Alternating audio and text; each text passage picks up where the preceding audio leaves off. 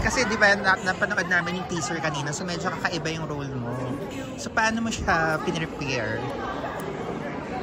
Basta kung ano lang sinasabi sa akin ni Direk Vic, kung anong gusto niya makita, yun yung binibigay ko sa kanya. Yun lang yung kaya kong sabihin talaga ngayon. Ayun. Well, the character is very beautiful, it's very challenging, and it's worth na gawin para sa comeback project ko. And yun yung reason kung bakit ako nag-yes. At sabi ko, nung in-offer nila sa akin yung kabuuan ng character ni Rebecca, sabi ko, sige na kunin kasi baka mapunta pa sa iba. Sobrang ganda niya. Hindi ka ba na-starstruck na Miss Bea and Carla? At first, yes. But more on, mas na-starstruck ako sa idol ko. Kasi si Miss Jean Garcia, she's super my idol. And it's my first time working with her. And I have to say, I'm on cloud 9. Kasi more pa sa expectations ko kung sino siya as an idol and bilang tao. Sobra-sobra. And the reaction naman na pinalakpakan ka yung character mo dun sa AVP. Salamat. Miss Jean, Miss Carla, and Bea.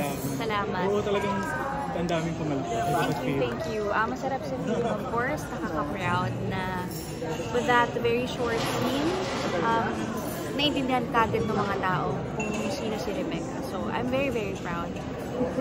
Kailan po yung balik music scene yun? Music scene? Well, you have to watch out for it kasi this year I will release my album after a long time. It's gonna be an all original album, all written by me. So, kailangan yung abangan yan. Lapit na. I'm already starting, recording. Magkakaroon na rin ba ng concert na ipoproduce ni Miss Nena Vice? Dahil nag-trending yun online. Hoping. Sana isama nyo rin yan sa prayers nyo na mangyari yan this year. At kung meron, update ko kayo. Pero may chance ba na mag-reunion uli kayo ni Kenshan? As of now, kasi wala naman akong naririnig. Wala pa siguro. Kasi sa ngayon, gusto ko mag-focus dun sa comeback ko na project, and ito ko bilang as walang ka-love team. I'm here as myself. So, kamusta naman yung samahan nyo ngayon? Di ba magkasama kayo sa All Out Sundays? Yeah, wala namang nagbago sa amin, honestly. Ganun pa rin naman, kasi pamilya naman kami sa All Out Sundays. So, lahat kami doon magkakapatid. Kaya, masaya naman kami. Ganun pa rin. We know na you're friend with Alden, and then parang may issues na parang nakakamabuti naman sa ni Catherine Bernardo. Ay, na-reaction ko ka? Wala akong reaction. Kasi buhay niya yun eh. Oo, diba? Kung anong desisyon niya, go. Basta masaya, yun lang siguro sa akin. Basta masaya siya, bakit naman hindi, diba? Tsaka ang tagal na namin hindi nag-uusap ni Richard. So, pag nakausap ko siya, pwede, tanungin ko siya for you. Okay. Ito na lang, kasi diba, nagko-crossover na yung Channel 2 artist. So how was it yung yung pag-guest mo sa Showtime, like especially for you ka, tapos nag-guest judge ka din sa TNT? Well, of course, it's a very nice feeling. It's a proud feeling that, of course, I came from a different network, which is GMA. But the other network, which is ABS, they are getting me, to be a part of their show. So, very proud moment. And that has been my kahit saan ako magpunta, hindi ko ipapahiya yung network ko. Hindi ko ipapahiya yung mga boss ko kung saan ako nanggaling. Kung sino yung tumulong sa akin na mag-phone.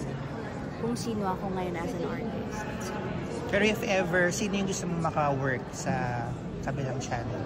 Wow. Kung sa magkakaroon ng collab? It would be Miss Casey Dandinan. Why Casey? Why not? She's one of the best singers in the Philippines. May encounter ka na rin ba kay Kim Chiu nung nag-showtime ka? Super super lively pala siya in person, very joyous. So, she's very, very pretty. Isa siya sa talaga natitigan ko sa ganda niya. How about kay Meme Vice naman? Kasi si Meme, yun nga, nag-meet na kami noon. Tama naman yung kwento niya. Unang meeting namin, party talaga. So, syempre, pag party, maluwag na yung loob mo sa tao, light na, diba? So, doon siya nag-start eh. Hindi ko naman in-expect na matutuwa doon si Meme. Tapos kukunin niya ako sa show niya. Diba? Nakakatuwa. Nakita na rin po ba kayo ni Kyla? You knowing na siya yung host ng Popstar? Hindi pa nga. Yung tagal na namin din nakikita ni Ate Kyla. But I would really love to talk to her again. Diba? And kahit i-hug ko lang man siya kahit saglit lang. Kasi, ate ko yun eh. Yung pinagdaanan, diba, Miss Kate? Sa kasi Miss Regine din pala. Kamusta? I mean, nag-encounter na uli ba kayo? Yeah. Yung encounter namin online kasi ninang siya ni Uno. Oo. So, hindi siya nakapunta nung birthday and nung christening ni Uno kasi dedication pala. May work siya that time. So, pero yun yung encounter namin ni ate. And yun, si Kuya Ogie, yung husband niya, of course. Ayun. Kung pwede mo karoon ng concert, tapos yung guest mo si Narjin, ay wow, grabe. Let's pray for that would be ano. Yeah, let's hope for that. Yes. Yan. Sorry Thank you, Miss I have Rita. to go. Ingat po. Thank you, Rita.